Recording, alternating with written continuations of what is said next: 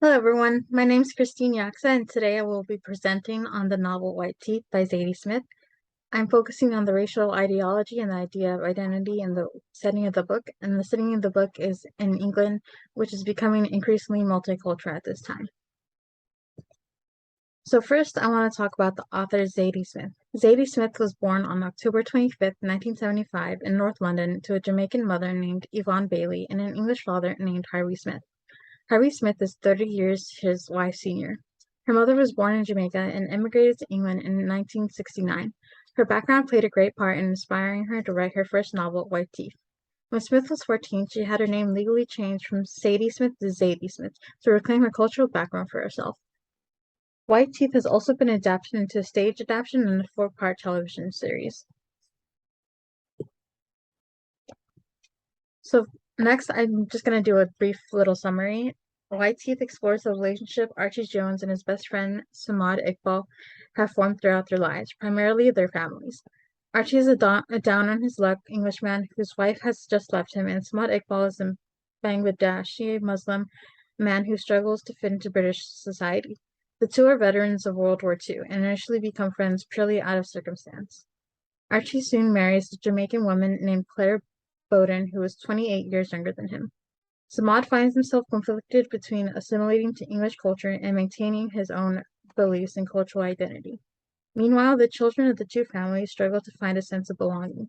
The novel explores the cultural differences between the characters and multiculturalism.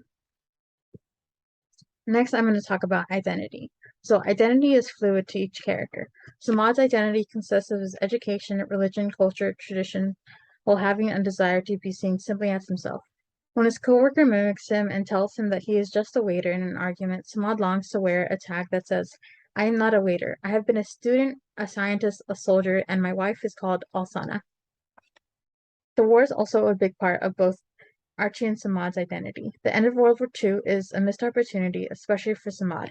Archie and Samad both feel lost when they hear the news that the war has been over for weeks, while they were staying in a quiet village after the death of their comrades and radio. Although both men have a sense of loss, Samad's feeling of loss is greater because he feels like an oddity being from a country with negative stereotypes. Having not made a great impact, Samad laments that he did not make a name for himself. This drives him to impersonate a lieutenant. This reflects the desperation people of color feel to obtain acceptance and unity from their fellow human beings. Distraught with the fact that Samad only obtained the label of lieutenant by lying, he tries to end his life. He says, What am I good for, Jones? If I were to pull this trigger, what will I leave behind? An Indian, a turncoat English Indian with a limp wrist and no medals that they can ship home with me. In response, Archie offers him his own medals, which have little value to him. Archie has no qualms about giving Samad medals to calm his desperation. Unlike Samad, Archie does not feel an undying need to feel acceptance. In fact, Archie is the only character in the novel who never feels out of place. He focuses more on people's behavior than their appearance. When Archie tries to reason with Samad, he addresses him as Sam. Don't call me Sam, he growled in a voice Archie did not recognize. I'm not one of your English matey boys. My name is Samad Mia Iqbal, not Sammy, and God forbid, not Samuel. It is Samad. This upsets Samad because it dismisses his culture and anglicizes him. Samad thinks that assimilation means to abandon his cultural identity, and Archie unintentionally dismisses the struggle Samad faces because of his color. Additionally, Samad's attempt to shield his son Malat from English and American culture increases his interest in them. He smokes marijuana, skips class, and loves rap. Malat also becomes the leader of multiple groups in an attempt to find a sense of belonging. Ultimately, he sticks with the extremist group Keepers of Eternal and Victorious Islamic Nation, also known as Kevin. Freedom. Unlike Samad, Clara Bowden chooses to assimilate to English culture to find her own identity and freedom. Claire is Jamaican and grows up in a strict Jehovah's Witness household. When she meets Ryan Tops, a Catholic white boy of few words in her teen years, she tries to rebel by dating him and hopes he will save her. She states, wasn't there somewhere lower than her abdomen that somewhere down in another region of un unmentionables that have conceived hope that Tops might save her. But when he begins to adopt the same religious beliefs as Claire's mother, she leaves him. To an extent, Samad and Claire share a desire to escape cultural and religious norms through people who share different ones. Samad cheats on his wife with Poppy Bird Jones, an Englishwoman who teaches his twin sons music. She is interested in Indian culture, but ironically, she has to be corrected by Samad, who lets her know that he is actually from Bangladesh.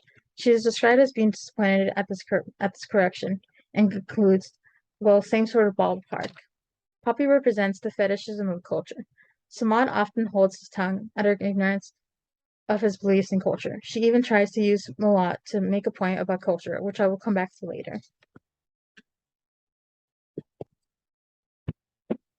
Religion. So Claire is a Jehovah's Witness in a primarily Catholic school in her teen years.